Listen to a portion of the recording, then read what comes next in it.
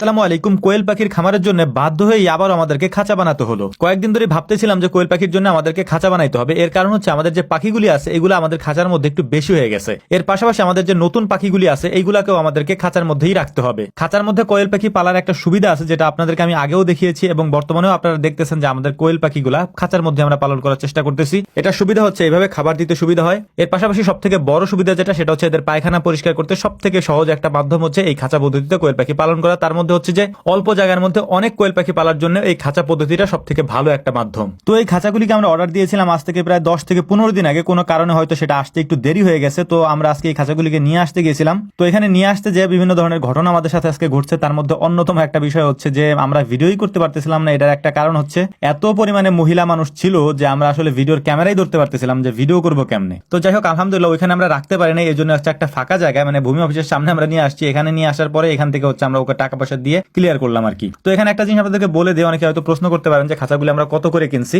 তো এই খাঁচাগুলি 220 টাকা করে কেজি আমরা কিনি। মানে এই পুরো খাঁচাটা তৈরি হওয়ার পর এটার যে দাম আসে সেটা হচ্ছে কেজি হিসাবে আসে। তো কেজি হচ্ছে 220 টাকা করে, এবং এখানে প্রায় 90 কেজির মতো ছিল। এখানে আরো একটা জিনিস বলে দেয়, সেটা হচ্ছে এখানে যেহেতু 5 তলা বিশিষ্ট খাঁচাটা ছিল, এই 5 তলা পুরোটা আমার না, 3 তলা হচ্ছে আমার। মানে আমার যেহেতু এখানে বাড়িতে একটা আছে, মানে আমার খামারে 1 তলা একটা খাঁচা আছে, তো ওইটার জন্য আমি ভাবছি যে আমার আর 3টা হইলে মোটামুটি আমার হয়ে যাবে। আর বাকি যে 2টা আছে ওই 2টা হচ্ছে আমার মামা হচ্ছে আমাকে বলছিল যে আমার 2টা খাঁচার অর্ডার দিয়ে দিও। তো মামার খাঁচাগুলোকে অর্ডার দিয়ে ওই আমার খাঁচাগুলোর সাথে হচ্ছে নিয়ে আসছি। তবে একটা জিনিস আপনাদেরকে বলি, আমাদের এই খাঁচাগুলি যেহেতু অনেক দূর থেকে আসে, তো এইটা হচ্ছে একটু টানাটানিতে সমস্যা হয়ে যায়, মানে অনেক জায়গায় ছুটে যায় আর কি। কারণ হচ্ছে আমাদের এটা অর্ডার করা হয়েছিল খুলনা থেকে আসছে। তো খুলনা থেকে এই পর্যন্ত আসতে আসতে কয়েকটা গাড়ি পাল্টায়, বা যে গাড়িতে ছিল ওই গাড়ি থেকে অটোতে নামায়, বা যেই কারখানা থেকে গাড়ি পর্যন্ত আসে, আবার ওই গাড়ি থেকে হচ্ছে নামানোর পরে ভ্যানে করে তারপরে দোকান পর্যন্ত আসে, এবং দোকান থেকে আমাদের বাড়ি পর্যন্ত বা আমাদের খামার পর্যন্ত আসে, অনেক টানাটানি হয় আর কি। তো যাই হোক, আলহামদুলিল্লাহ খাঁচা আমরা নিয়ে আসছি আমাদের খামারে। এরপরে এক ভাই ছিলেন যিনি আমাদের মানে কোয়েল পাখির ডিমগুলা নেন। তো উনি একটু তাড়াহুড়া করে আসছেন আজকে, যেহেতু হাটের দিন ছিল ওনাদের ওইখানে। তো খাঁচাগুলিকে আমরা ভ্যান থেকে না নামিয়ে তারপর হচ্ছে মূলত আমরা ওনাকে ডিমগুলো দেওয়ার চেষ্টা করতেছিলাম, যে ভাইকে আগে বিদায় দিই, তারপর হচ্ছে আমরা খাঁচাটা নামানোর চেষ্টা করব।